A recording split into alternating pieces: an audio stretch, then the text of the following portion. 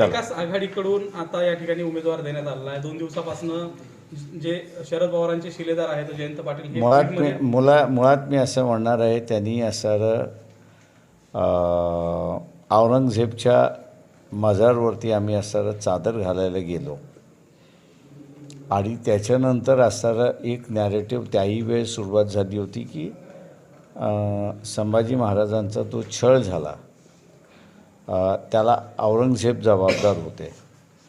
मुळात माझं म्हणणं असं आहे की ही सगळी पकडून देणारं कोण होतं हा त्याच्यातला महत्त्वाचा आहे. मी त्यावेळेसही नावं दिली होती. त्याच्यानंतर हिंदू धर्मातलं औरंगजेबकडे सजा देण्यासाठी कोण होतं त्याचंही नाव मी त्या ठिकाणी दिलं होतं. आणि संभाजी महाराज हे असणारं